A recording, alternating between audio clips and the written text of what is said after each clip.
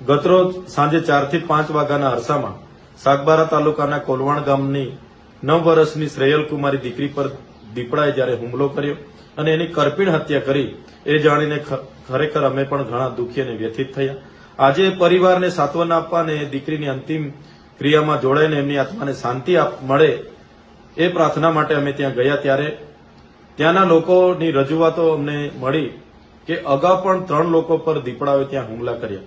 ગામ લોકોએ સાગબારા વન વિભાગને મળી રજૂઆતો કરી, આવેદનપત્ર પણ આપ્યું, છતાં વન વિભાગે કોઈ પણ પ્રકારની ગંભીરતા ન લીધી અને કોઈ પણ જાતની ત્યાં દીપડાઓને પૂરવા માટેની કામગીરી ન કરી હોવાના કારણે આજે આ માસૂમ દીકરીનો ભોગ લેવાયો છે.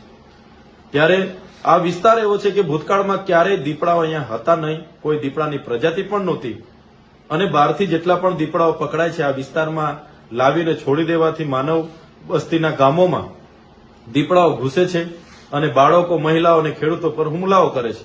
રાત્રિ લાઇટ મળે છે ખેતીવાડીની, સિંચાઈ માટે કોઈ ખેડૂત ખેતરે જાય એના પર હુમલાઓ થાય છે. ત્યારે એક બાજુ વર્લ્ડ લાઇફ એક્ટ એવું કહે છે કે કોઈ પણ વન્ય પ્રાણીને ચેનચાળા કે પથ્થર મારો એટલે તમને 7 વર્ષની કેદની સજા થાય અને અમારી માસૂમ દીકરીઓ મરી જાય, અમારા ખેડૂતો મરી જાય તો અમારે કોને જવાબદાર ઠેરવવું? ત્યારે આ તમામ બેદરકારી પ્રશાસન અને વન વિભાગ નર્મદાની છે, વન વિભાગ સાગબારાની છે. મારે આ વન વિભાગને નમ્ર અપીલ છે, તમારો રોજમદારથી લઈને ડીસીએફ સુધીનો જેટલો પણ સ્ટાફ છે, તમામ સ્ટાફ આવનારા 7 દિવસમાં આ વિસ્તારમાં રેસ્ક્યુ કરીને, ડ્રાય કરીને જેટલા પણ દીપડાઓ તમે લાવીને અહીંયા છોડેલા છે તમામ દીપડાઓનું રેસ્ક્યુ કરીને પકડીને એને રેસ્ક્યુ સેન્ટરમાં મોકલવામાં આવે.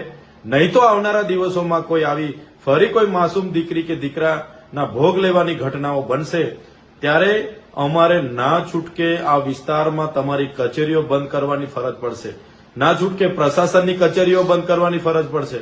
એટલા માટે કે તમારા ભોગે હવે અમે અમારા નિર્દોષ લોકોનો જીવ આપવા માંગતા નથી. જે પણ આજની ઘટના ઘટી છે જે ખૂબ જ વ્યથિત કરનારી ઘટના છે, જેનો વસવસો અમને છે, એટલે પ્રશાસન આમાં ગંભીરતાથી કાર્યવાહી કરે અને એમની બેદરકારીના કારણે એક પરિવારની ફૂલ જેવી દીકરી ગુમાવેલી છે. આવનારા દિવસોમાં કોઈ નિર્દોષનો ભોગ નહીં લેવાય એ પ્રકારના પ્રયાસો પ્રશાસન અને નર્મદા વન વિભાગ કરે એવી હું અપીલ પણ કરું છું.